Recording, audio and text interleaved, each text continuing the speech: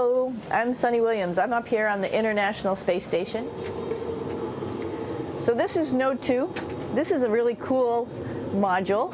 Of course, most of these modules you'll see they have 4 sides and they're put together. That way we could sort of work on a flat plane, either a wall, a floor, another wall, or the ceiling. But you know, again, all you have to do is turn yourself and your reference changes.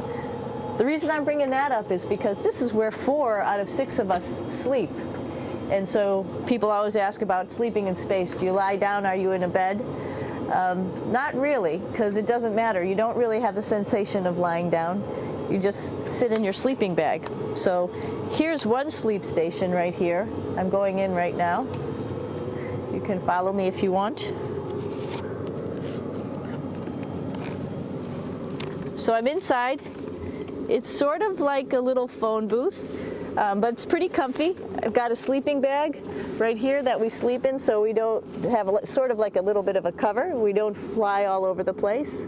But you know, you can sleep in any orientation. I have it sleeping, feeling like I'm standing up right now, but like you saw, I'm on the floor. But it doesn't matter if I turn over and I sleep upside down. I can't have it, I don't have any sensation in my head that tells me that I'm upside down, so it really doesn't matter.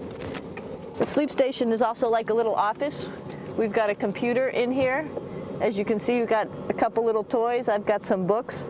I've got some clothes and other things that make it sort of like home. I'm coming out. And just for reference, that's one sleep station. This one's another. Right here. There's one on the ceiling, if you want to call it. Right here. And then there's a 4th on the other wall over here. So all of us sleep in a little bit of a circle. All right, come on back. There's more to show you.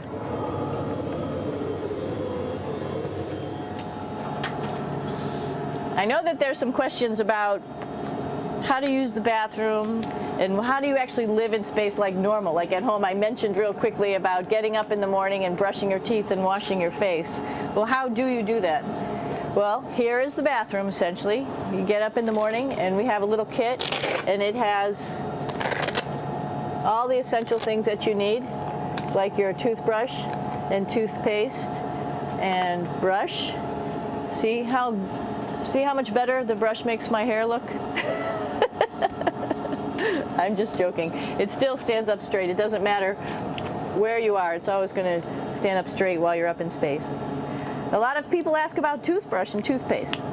So, luckily enough, toothpaste, you can do it upside right this way, is sticky, and so it sticks to your toothbrush. No problem. Another cool thing is that water sticks to your toothbrush too. If you can see it, I'll have some water come out. The water is pretty neat up in space. It'll stick to your toothbrush and it will make a big bubble. And that's just by surface tension. And then you can drink it. So a lot of people ask about what do you do with the toothpaste after you brush your teeth.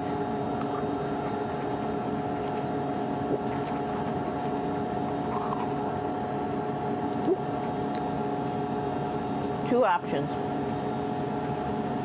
Swallow it, and it's sort of like mouthwash, but it tastes a little gross. Or you can just spit it out in a paper towel, and then you don't have to worry about it. Swallowing thing I wouldn't recommend at home. I'm only up here for 4 months, so it's not that bad.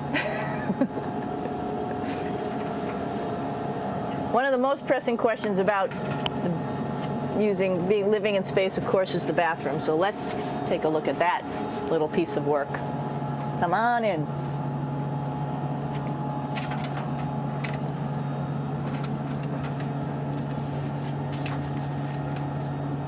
Here we are at the throne.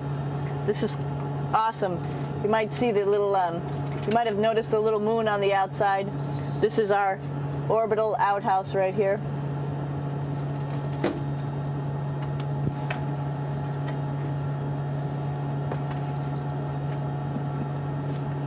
And of course, it serves for two functions. Number 2, right here. I'll show you. But you see it's pretty small, so you have to have pretty good aim, and you'll be ready to make sure things get let go the right direction. And it smells a little bit, so I'm closing it up. And that's of course for number 2. And this guy right here is for number 1. So they're sort of two slightly separate functions, but you can do a little, essentially both, by hanging on right here and doing number 1 and number 2. I might add it's color coded, so you really don't get it mixed up, which is nice. This is yellows for number 1. And also there's a selection of paper. People always ask about toilet paper. What do you do with toilet paper? What kind of toilet paper do you have? We have gloves, just because sometimes it does get messy. We have some Russian wipes, which are a little bit coarse if you like the coarse type of toilet paper. We have some nice tissues, which are nice and soft if you like soft toilet paper. We have Huggies, just for any cleanup. You know, we were all babies once, and this sort of helps. And then if things get really out of control, we have disinfectant wipes, just to make sure we clean up here. Because, you know, just like the water I showed you, the number 1 stuff can sort of go all over the place if you don't aim correctly. And did I mention both of these have a little bit of suction, so they should keep things going in the right direction. But like I said, sometimes things get a little out of control if you are out of control yourself flying around. So we have lots of protective stuff. And of course, you do have your privacy. There's a little door, so other people know that you're in there. Here's a pretty cool place. This is sort of like in your house where everybody meets in the morning. After you wash your face, brush your teeth, you want to find something for breakfast. And this is our kitchen. You might notice there's all sorts of foods here. It's like opening the refrigerator. You got all your different stuff that you want to have: drinks, meats, eggs, vegetables, cereals, bread, snacks. And that's a good place. That's where you find all the candy. Side dishes, and then some little power bars just in case. So we have all this type of food. Some of it is dehydrated, and so we have to hydrate it, fill it up with water. Some of it is already made, and then all we have to do is heat it up. So something like this, I'm pulling out barbecued beef brisket. Pretty yummy. Not only is this food made in the U.S., but we also have food here from Japan. We've got Russian food. As you can see, all these red containers are filled with food that's from Russia. And then we get some of our specialty stuff, some things that we like, some of our favorite stuff that your family can send up.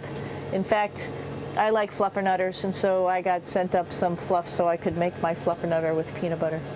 So you have a lot of food up here, no problems.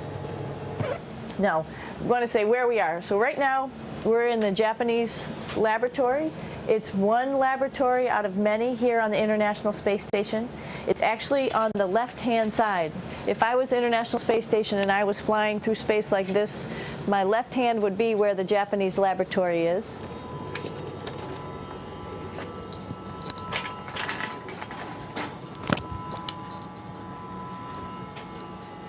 So now again, we're on the right-hand side, all the way on the right of the International Space Station. This is Columbus, the European module. It has science experiments all over. You could see it looks a little bit crowded. And here we do a lot of our medical experiments.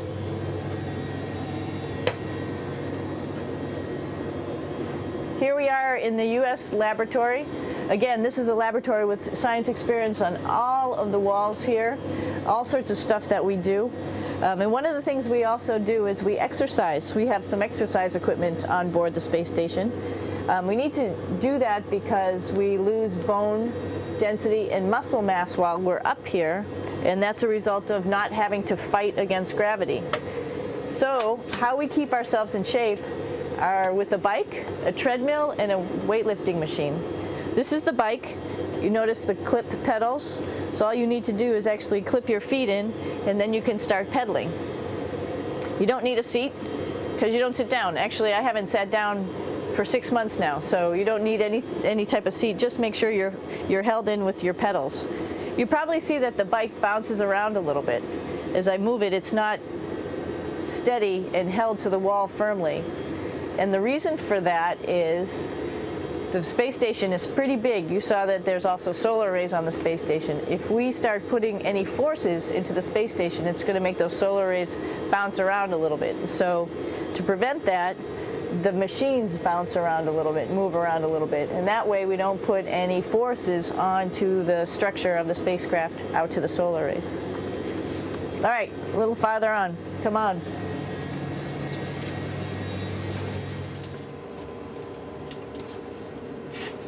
I'm here with my two buddies in the airlock.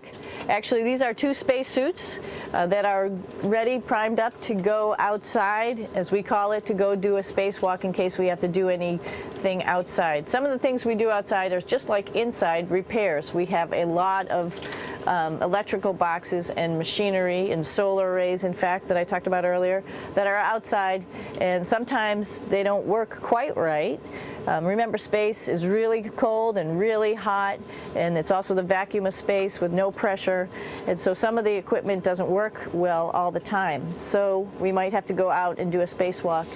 Right behind me is actually the hatch that you go out into space, and right now we have it filled up with a couple other spacesuits because we've got 4 of them up here and some of our tools. But right behind here is the hatch in which you actually go right outside into the vacuum of space. The spacesuit is pretty big, as you can see. It's like being a football player. Part of the reason it's so big and bulky is because of this backside, this backpack. It's like going on a hike with a backpack, but the backpack and the suit weighs about 300 pounds. Luckily in space, nothing really weighs anything, so you don't feel that it's so heavy. But we need to have such a big suit because that guy back there is essentially the heart of the spacecraft. I call this actually a spacecraft. It has all the oxygen for you. It has all the carbon dioxide removal system for you. It also has a heating and cooling system to make sure to regulate our body temperatures while we're outside. It also has a computer, so it tells you on a display here if there's anything that's going wrong with the suit, if we're running out of oxygen, if we have too much carbon dioxide, or any type of electrical problem. So it's a pretty awesome little spacecraft, and actually got to go out, use my little spacecraft a couple times, and it worked like a charm. Lucky that it works very nice. You might want to see what the helmet looks like. It's pretty cool too. We don't usually go out like this, so you usually can see when the helmet's open. So you can see what it looks like inside. Somebody's little head would be inside of here. So you can see, you can turn your head all the way around while you're inside of there, but the helmet stays still. So that's determines how far you could see. And it's usually pretty sunny out there, so we have to wear our sunglasses, and this is our sunglasses right here, which make you look pretty cool.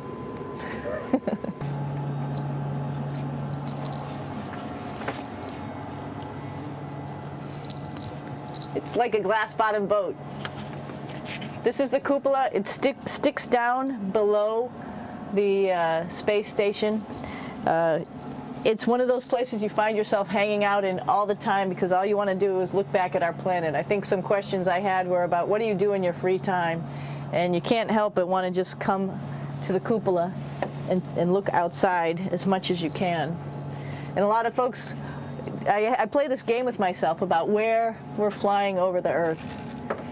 Try to come in here and just guess. After being here for a little while, you can sort of figure it out. You can tell different cloud types over different continents. You can tell different soil types over different continents.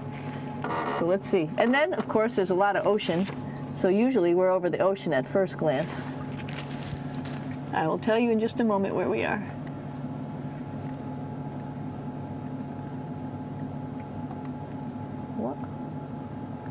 There we go.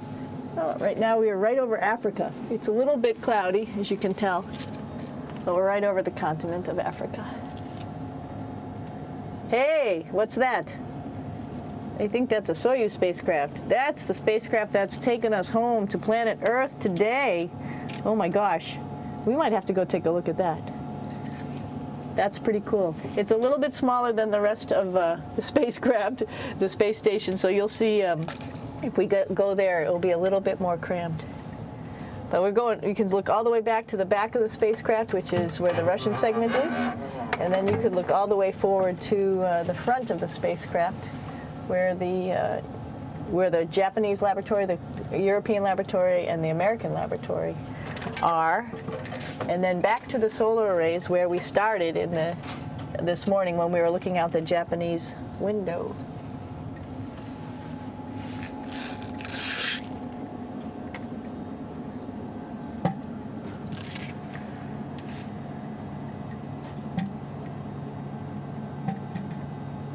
So other questions that were here are, what would you recommend as a job, if so, and to what type of person would want to be an astronaut? I think people who would like to explore, of course people who like math and science, that's what this is all about. We have people in the office who are doctors, teachers, veterinarians, engineers, pilots, so all sorts of people become astronauts, and I think if you see it's just sort of cool, so I think people who like to do a little adventure and like to do cool stuff probably usually become astronauts. Hey, one thing I didn't show you, or I talked about but I didn't show you, was the exercise, another piece of exercise device, which is the advanced resistive exercise, and that's what this is right here. This is A-RED, and you could probably see this bar. Let me just do a little bit of maneuvering here. Stand by. You have to set it up just like at any other gym.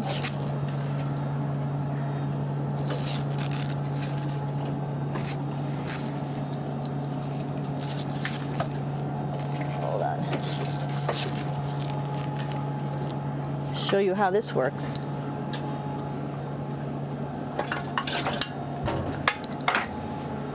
So you can see you can change your attitude just by going from one module to the next, going up from the cupola down here. This is what we call the A-RED. And with this, you can lift weights based on vacuum in these cylinders, just like you do at home at a gym. For example, if I wanted to do a squat, I could do it like this. Oops. I should need some weight on this thing. I'm not lifting with anything, so it's too easy. One of the cool things you could do things that you can't do at home. For example, single leg squats with just one leg, because the other leg, you won't fall over. So all sorts of stuff. You can also do bench press. We have a bench that we could add on here, so you can work on your beach muscles.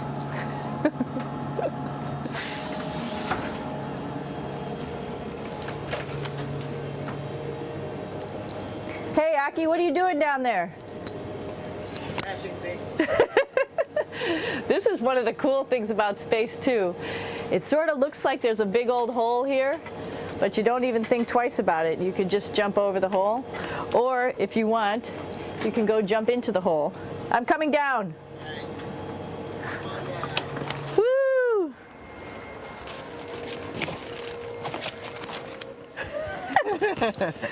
Then you can come right back up again, like Superman. Woo!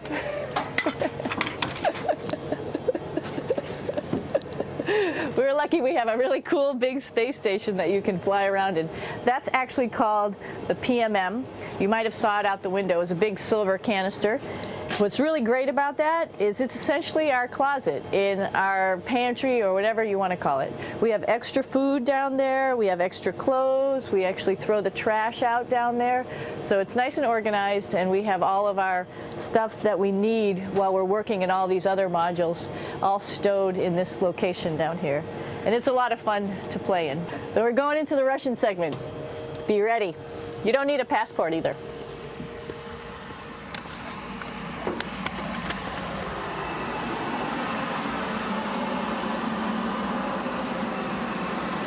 It goes a lot farther back than this. We'll go take a trip and say hello to the boys down there in just a minute. Well, let's do that first, actually, and then we'll go down to the Soyuz at the very end. This is Yevgeny. Hi. Doing a little tour.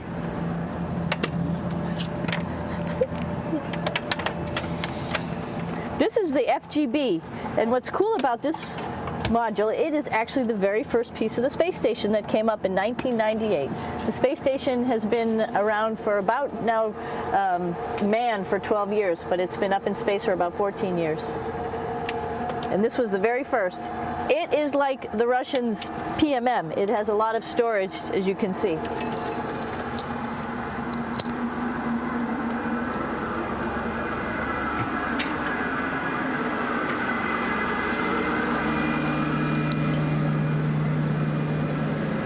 Можно? Снимаем. Чуть-чуть. So here we are in the heart of the space station, really. This is the service module. This is the central post. In case we had any problems, I know a couple of the questions were about what type of things do you have to worry about. And some of the things we have to worry about in space are fire. If we had a fire, if we had a depressurization, like we were hit by a micrometeorite and it made a hole, or if we had some type of toxic atmosphere. We use ammonia for our radiator, so there is a possibility that ammonia could come into the vehicle, and then it would be bad for all of us. If we have any of those problems, we come right here, which we call the central post. It is the main heart of the space station. It was also the first computers that came up here that ran the space station. And so behind this wall right here are these main computers. So we gather here as a group of 3 or 6 and then figure out how we're going to either fight the fire, patch the hole, or solve the toxic spill. And what's cool about this module, of course, it's the central post. It also has great windows right down toward Earth. It has controls to fly in visiting spacecraft if they need some assistance right here. It has Russian computers as well as American computers to help us control anything we need to on the space station. It's a couple of our crewmates back there, Oleg Novinsky on the right and Yuri Malenchenko on the left. And there's also a second bathroom here, which is really cool because 6 of us going to one bathroom is really tough. And so there's one bathroom here and one bathroom on the other side where I showed you. And you can probably see on the wall behind Oleg and Yuri some of the heroes of the space program. Sergei Korolev, who was a chief designer of putting men into space, and of course on the right-hand side, Yuri Gagarin, the first man to go into space. So just reminds us of our roots. Yuri, what are you doing? Что делать? Coffee. Making coffee? Yeah. Oh. Black coffee. Yeah. Looks good. Okay. Спасибо. We're going to check out our Soyuz real quick. Make sure it's ready to go. All right, back to the Soyuz.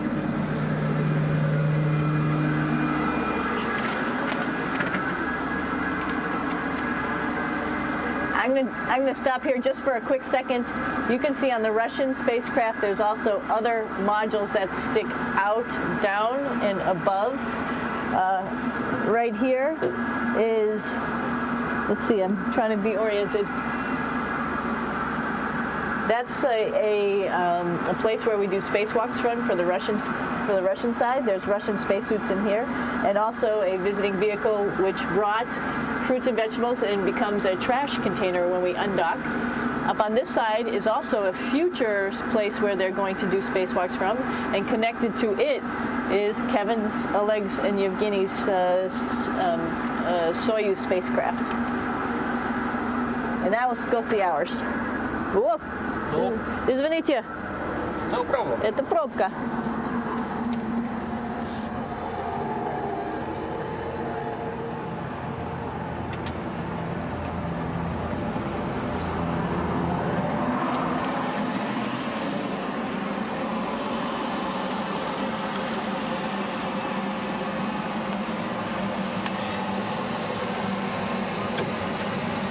Come coming down.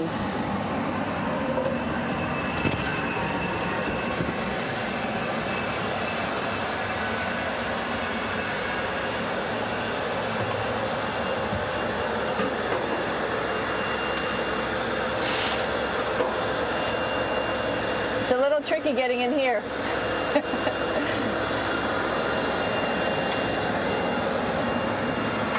This is the docking probe right here, this big thing. This helps us connect to the spacecraft.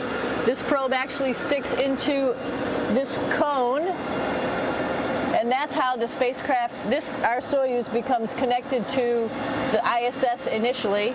That is then replaced by clamps, which are around here, that will allow the two spacecraft to be stuck together. And then you can remove the probe and the cone.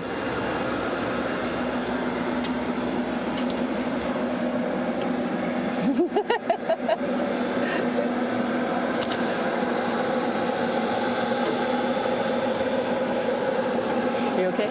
All right, so here we are in the Soyuz. This is what we call the BEO, the living compartment, Bitovoy Otsek in Russian. It also has a little bathroom. It's not as good as the other bathrooms, so we try not to use it too much. It has drinking water in it if we need something to drink. And then, of course, it's filled up with a lot of cargo for us. Bringing up and also bringing back down. It has a second purpose when it comes back to Earth. It serves as a garbage container. During the descent, we'll get rid of this area right here, and everything that's in it will just burn up as it's coming into the atmosphere, so that way we can get rid of a little bit of trash. But the main area where we were on launch and where we're going to be on descent is down here, because we're not part of the trash. So we're in a safe place. So we're in the descent module, SA. It's a little small, but you can get in.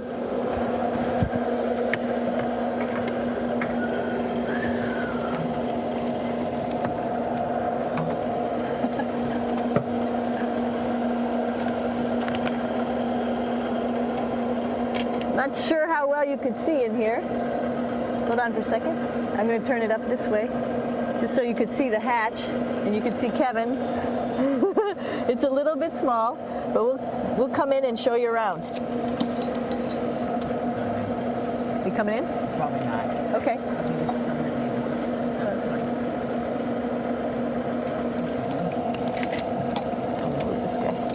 Got to move a couple things. We were just starting to get ready. We're preparing a couple days ago for our ride home.